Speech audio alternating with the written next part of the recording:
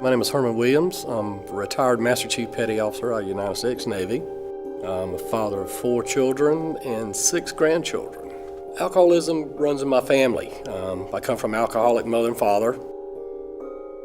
When I was 8 years old, alcoholism took over my father and it caused him to end his life.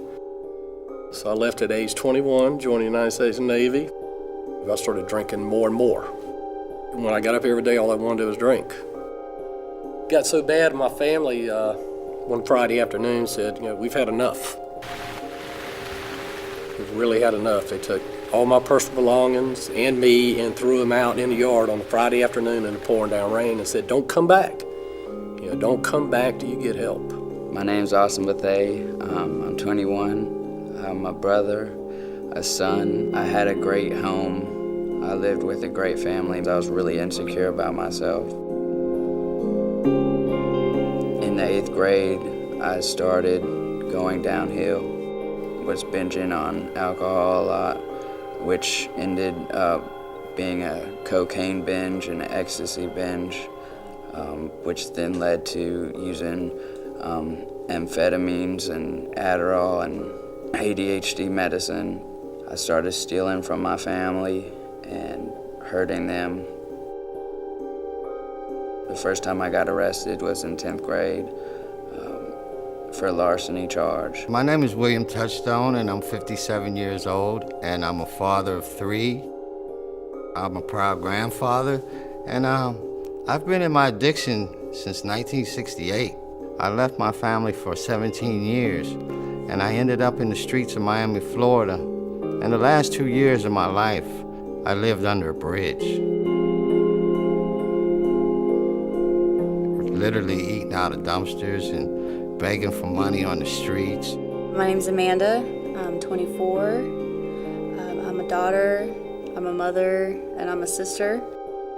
I grew up in a very abusive household. I learned how to lie very young. When you go to school and teachers ask you, what's that bruise from, or what's going on, you have to lie about it. You can't tell them what's going on. I started drinking when I was 9, and I started smoking weed when I was 11, just because it was around.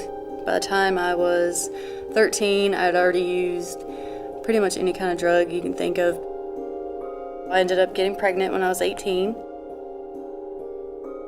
Things didn't work out with me and her father, and he hit me upside the head with a baseball bat. I was unconscious for 3 days in the hospital. I'm Karen Adams, and I'm a grandmother of 6, and I just turned 50 this year. I lost my father at the age of 8 years old, and he was the only person that ever seemed to really love me. So it pushed me to feeling very alone. I started drinking at the age of maybe 11. Started using drugs like marijuana when I was probably 13, 14. Been married 3 times. My last time, he passed away, and when he died, something died within me.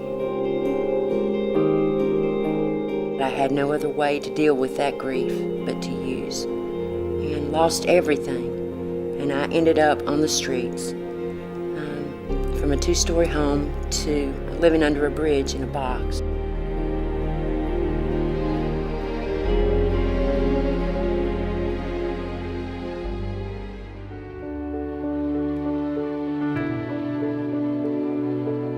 Graduation is a turning point, an opportunity to build a future and forge a new identity. As I looked in the mirror that day, I was reflecting back on, the past 2 years and what I had accomplished and who I had become. And I was just overcome with, I was so proud of myself. For Alicia Gehagen and the other women and men here today, this graduation from Triangle Residential Options for Substance Abusers, or TROSA, is unlike any other. It's a celebration of the human spirit and the relentless determination needed to overcome what has been, for many, years of heartache, hardship, abuse, and addiction. My first memories are, when I was like 9 years old. My mother was, she was an addict, and she also had mental health problems. At the age of 12, That's when I started using drugs. I ended up being introduced to heroin. I was working at a bank. I was buying, $500 worth of pills a week, to keep me going at work. There's emotional, there's physical, and there's sexual abuse that happens when you're in relationships, when you're in addiction. Almost 20% of the general population at any one point in time actually will have a substance use disorder. The reality is people enter life with different degrees of vulnerability to different things. Some of us enter life with vulnerability to heart disease and to certain kinds of cancers and to diabetes. And just the same way, people enter life with different degrees of vulnerability to addiction, and it doesn't discriminate. For TROSA founder Kevin McDonald, his own addiction, like so many others, was rooted in a family history of substance abuse extending back generations. But he was able to turn his life around through a long-term treatment program, which later inspired him to start TROSA. I had a passion, and nothing was going to stop me. Nothing. I was going to help people just like people helped me. That was 1994. What was once an old dairy farm is now the center of TROSA, an innovative substance abuse treatment program that serves residents not just for 30 days, but for 2 years and longer. People who've been for a long time in their lives very self-destructive and need a holistic approach to change, it can't be done overnight. And 2 years is really a short period of time for that. TROSA helps as many as 350 residents at a given time, housing them in apartments and dorms with all of the brickwork laid by TROSA residents. Additionally, TROSA owns and manages over 30 more properties that house and benefit residents and graduates. When I lost my children, I think it hit me, and I decided I wanted to go get some help. So I came to TROSA. They take care of literally everything. Your housing, your food, your clothing, your medical appointments. If you need counseling, support, vocational training, you're able to obtain a GED while you're here, take a college course. What's amazing is that all of this is provided at no cost to the individual. You do not have to do anything but follow the rules, take responsibility for your actions, and and just follow the structure that's set before you. There's different phases here in TROSA. And so at first you're put on a 30-day, what we call internship, where you're just trying to come down from using the drugs. When they finish that first phase, then they're assigned to a training job in one of the different businesses. It's a community-based recovery model. You're not going to get through this alone. By each one teach one, you have something to teach somebody else, and somebody has something to teach you, and you pass that on. The community itself is the method of change. We have a small staff of 50 people, but over 50% of that staff are graduates of this program. Residents serve in key roles throughout TROSA. Training programs include moving, food service, custom framing, construction, retail sales, lawn care, office administration, automotive, fundraising, and finance. Everything here is therapy.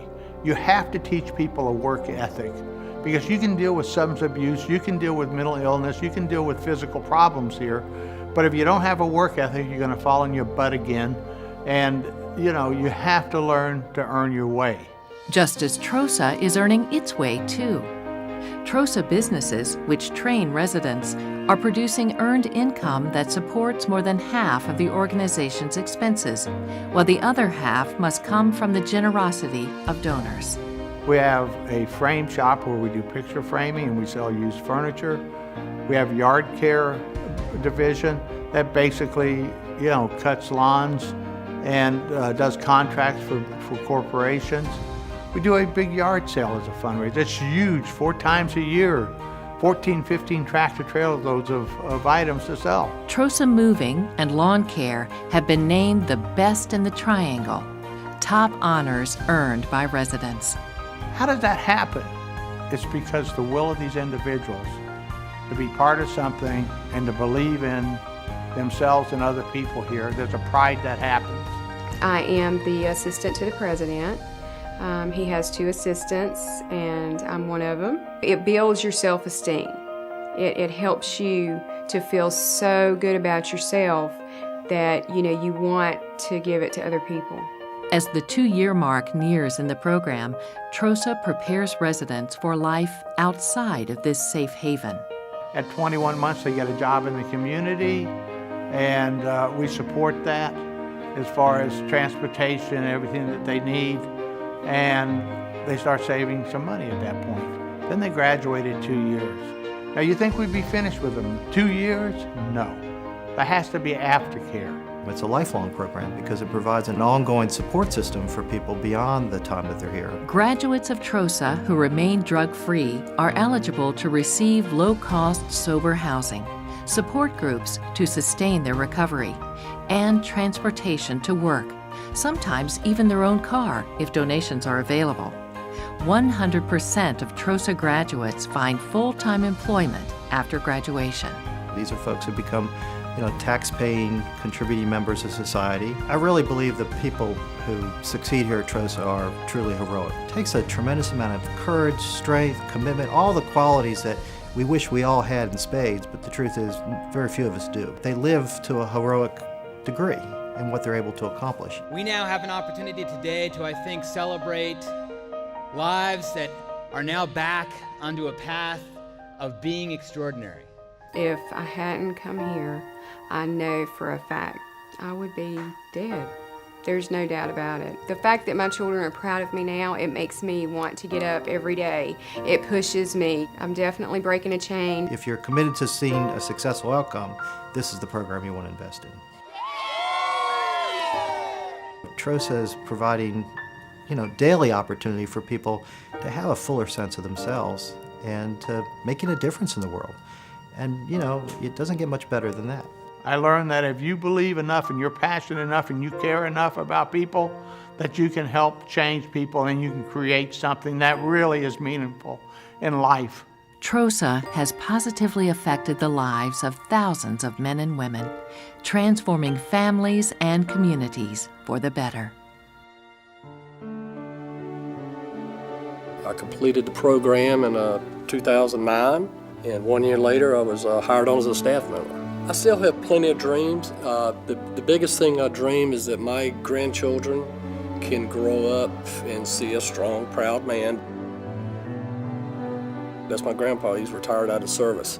He protected our country, and he's here protecting us. I'm happy if it changes my life, and I enjoy what TROSA is doing for myself, the veterans, and the people in the community. I've been here for 7 months, and I feel great. I'm getting clean. I'm starting my GED so I can finish my high school and hopefully continue on to college. I can help the people who are coming in, and that's what really pushes me to stay here and to be humble, is because I came in here hurt, broken, and I know how it feels. I really appreciate the opportunity I got to come here and restart my life. Today, at 57 years old, a 57-year-old man, I'm back in college. Me in college, man. I look at this man in the mirror today and I'm so happy, I'm so at peace with myself. And I owe this all to TROSA. I see things differently. I think about things before I do them, like what the outcome's gonna be. I get to be different for Aaliyah.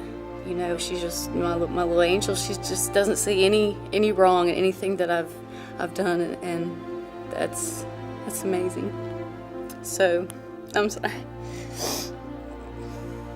But, I get to go home to see her tomorrow, and just the fact that she doesn't hold anything against me is really great.